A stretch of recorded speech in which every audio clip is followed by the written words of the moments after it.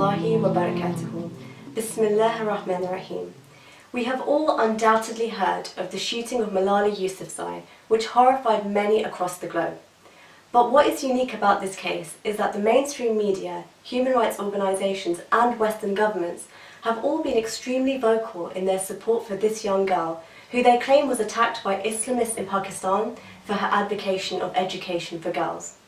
Following the shooting, many high-profile personalities rallied to her support, rallied to her cause, praising her for bringing women's education to global attention, including former British Prime Minister Gordon Brown and former US Secretary of State Hillary Clinton. Such has been the support of Malala here in the West, that in July she was invited to address a gathering of youth at the UN headquarters in New York and has won countless awards, including the Children's Peace Prize and even an honorary master's degree from Edinburgh University.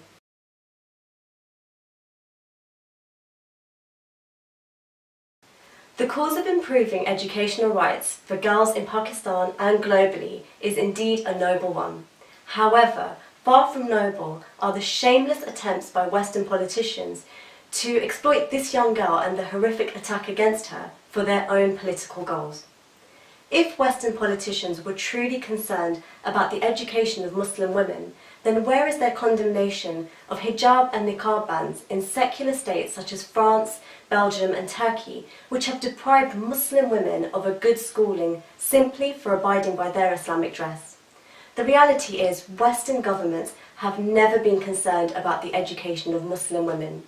Malala Yousafzai is simply the latest poster girl in their century-old narrative that Islam deprives women of rights, a narrative aimed at distancing Muslim women from Islam and at intensifying the propagation of the secular democratic model in the region.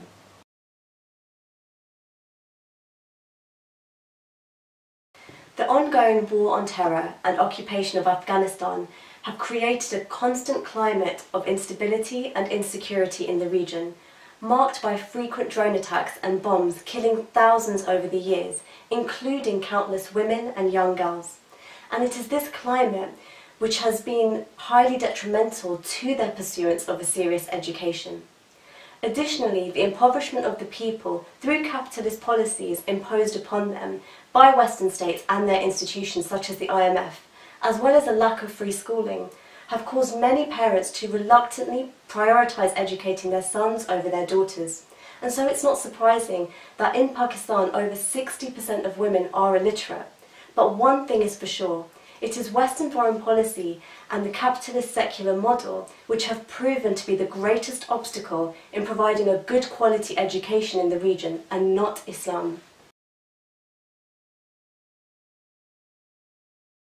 Islam views education as a right for men and women alike, because the Prophet Muhammad ﷺ said, "Seeking knowledge is obligatory upon all Muslims." And so, Islam obliges the Muslim Ummah to be a leading nation in the world, encouraging men and women to contribute to the betterment of society and to excel in all areas, including academia, science and technology. However, all of these educational rights of women can only be guaranteed by a system which truly values the importance of female learning. That system is the Khilafah system, whose constitution is based entirely upon the Quran and the Sunnah. And so, in accordance with Islam, the Khilafah state is obliged to invest heavily in education, providing free primary and secondary schooling for boys and for girls, and where possible to fund higher education. Malala Yousafzai and her Western supporters should remember that it was under the Islamic system where women's education flourished historically, producing great female inventors such as Maryam al-Istilabi, who in the 10th century invented the astrolabe, and great female engineers such as Fatima al-Fihri, who designed and built the first university in the world, Al-Qarawiyyin in Morocco, and thousands upon thousands of great female scholars, as detailed in the 40-volume book by scholar Muhammad Akram al-Nadwi. Malala Yousafzai and her Western supporters should also know that it was under the Islamic system that the prestigious Al-Azhar University in Cairo gave access to women not only as students but as lecturers, a right that women in the West have only acquired in their universities centuries after. And so, The Khilafah state truly pioneered the world in female education, and inshallah will once again bring a first-class education to the women of the region upon its re-establishment.